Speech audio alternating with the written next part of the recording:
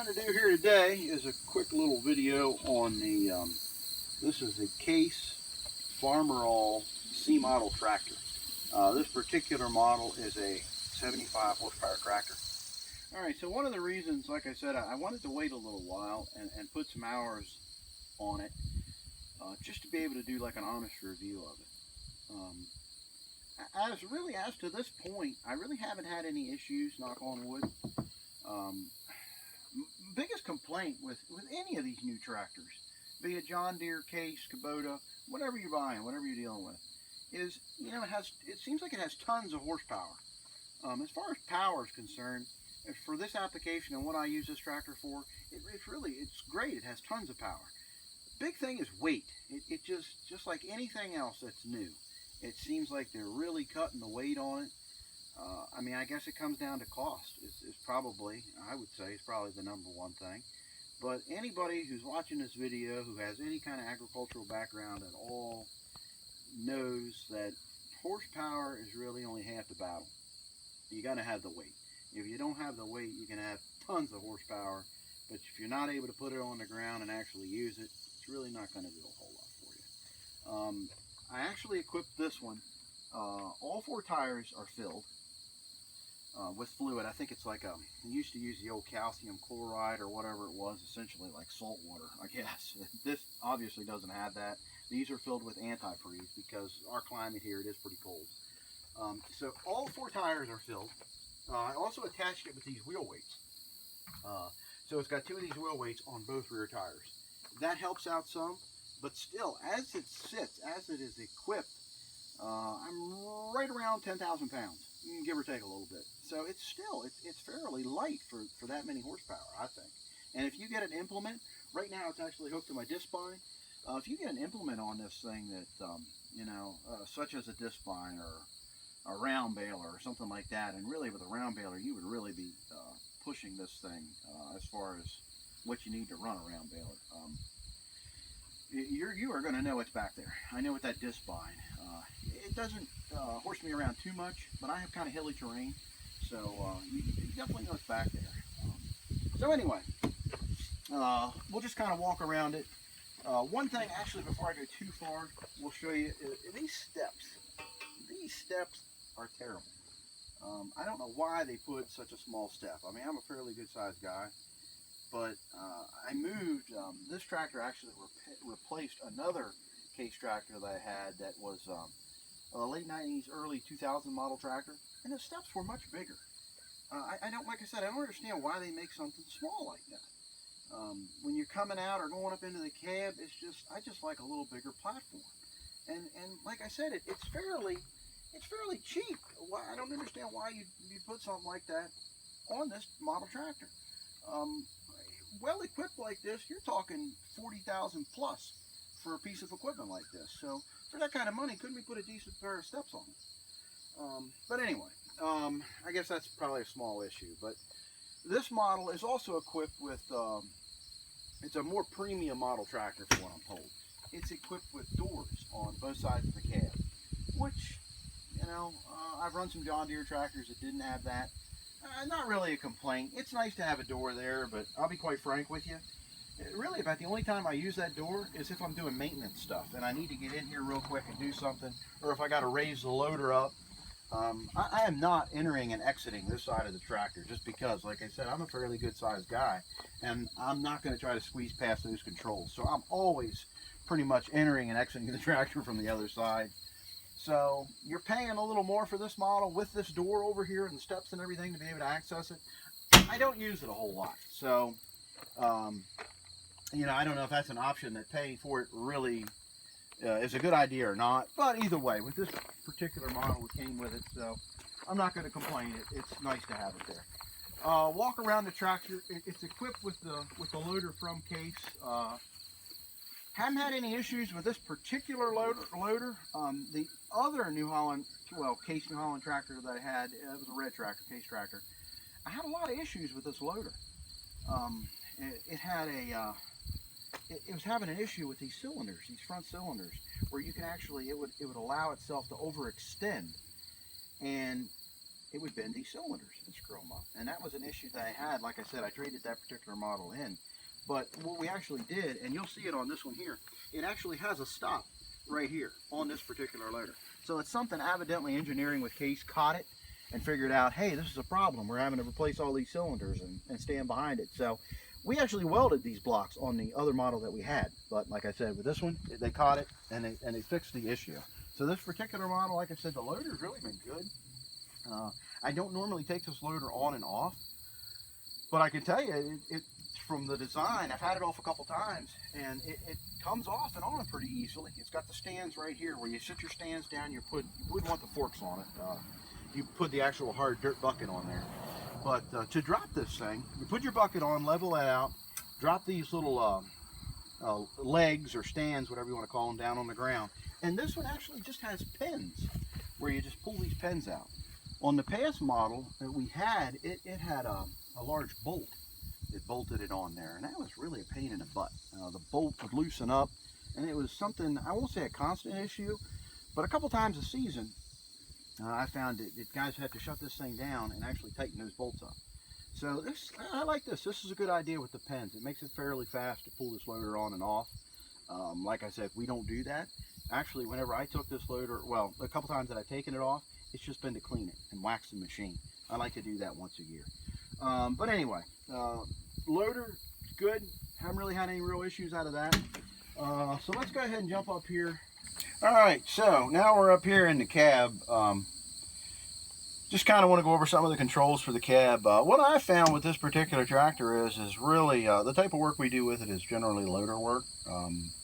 Moving around, bales around, mucking out stalls, cleaning up manure, loading manure, stuff like that. That's generally what we use this tractor for. And I found really that, like I said, it really does do a nice job.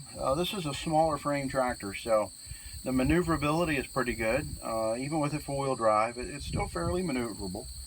The cab itself, no real complaints to report. It's a nice quiet cab, even when you're running at RPM speed.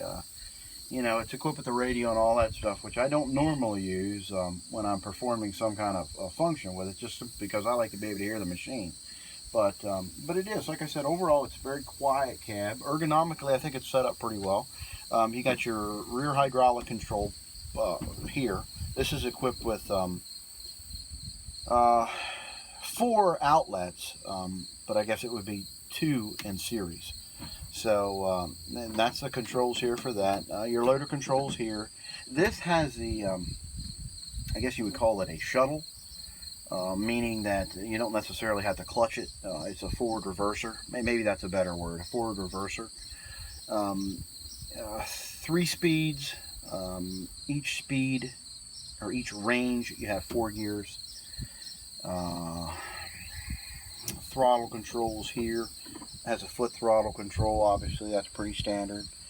Your power takeoff is back here actually beside, but even still, that's not something that I'm generally turning on and off a lot.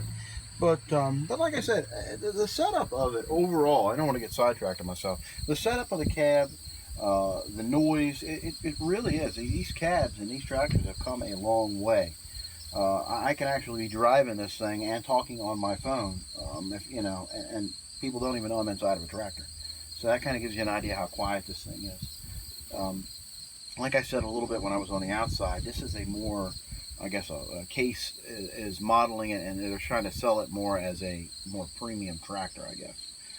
With the power shuttle, with the cab. The cab's a little more premium cab. These are actually equipped with buddy seats, which is something that is, it's kind of abnormal on a tractor this size. I've never seen a tractor this particular size, under 100 horsepower tractor, that had a buddy seat or an instructional seat, as they call it.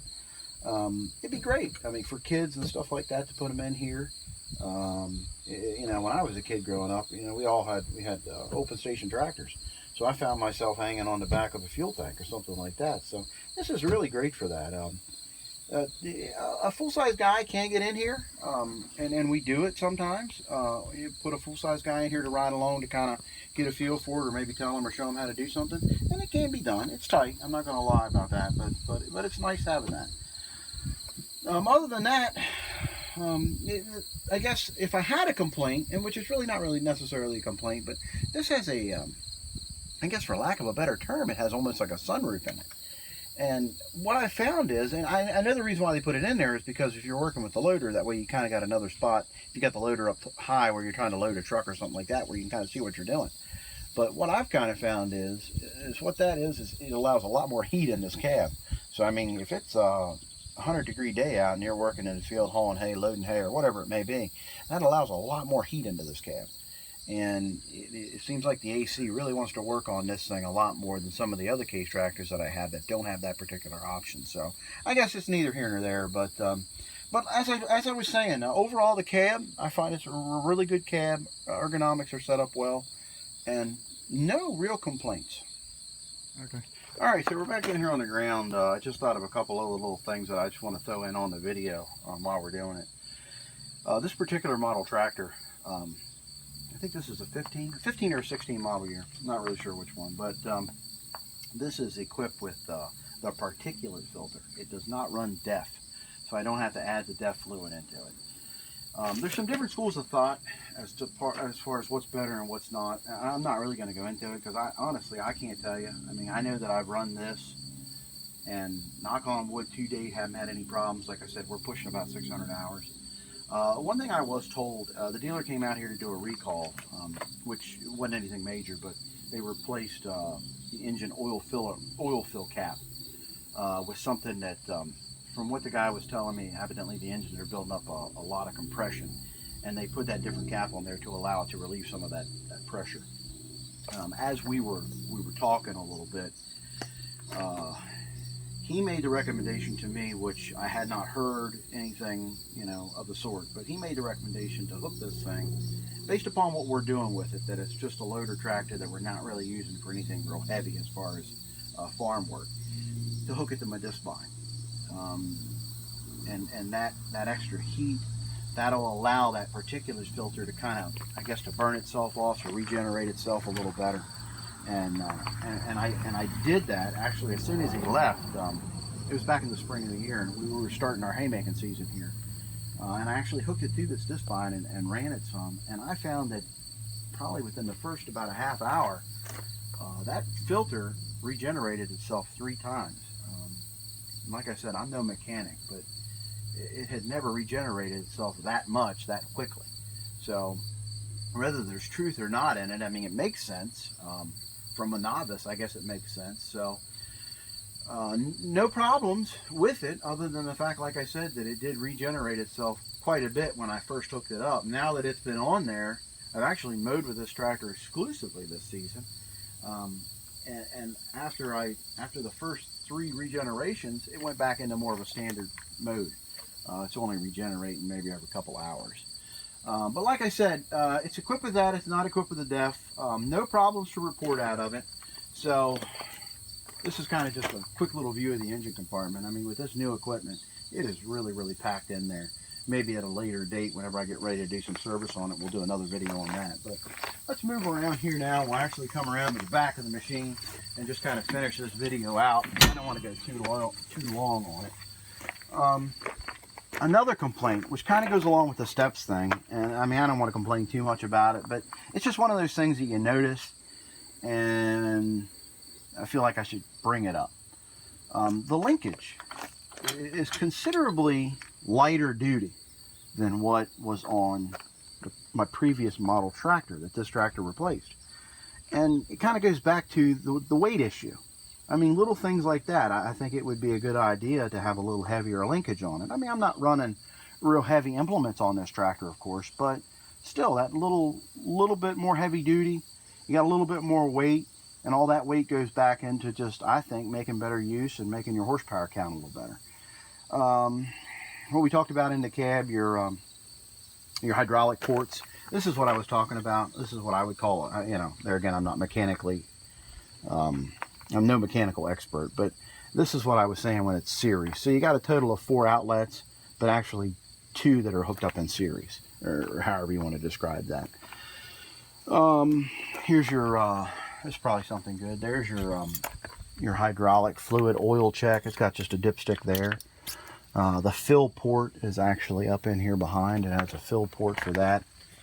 Like I said, pretty standard stuff as far as any tractor. No other problems really to report. Overall, like I said, with 600 hours on this machine, it's been good. The dealership, like I said, was out here one time, and that was for a recall thing that really didn't sound altogether that serious. It was just something I guess their engineering caught, and they thought that they should come back and replace the filler cap. But weight issues and cheaping out on some of the steel. Other than that, I can't really say anything too bad about it. It's been a good piece of machinery. About a year on it, about 600 hours, and for what we use it for, it's done a really great job. So, thanks for watching.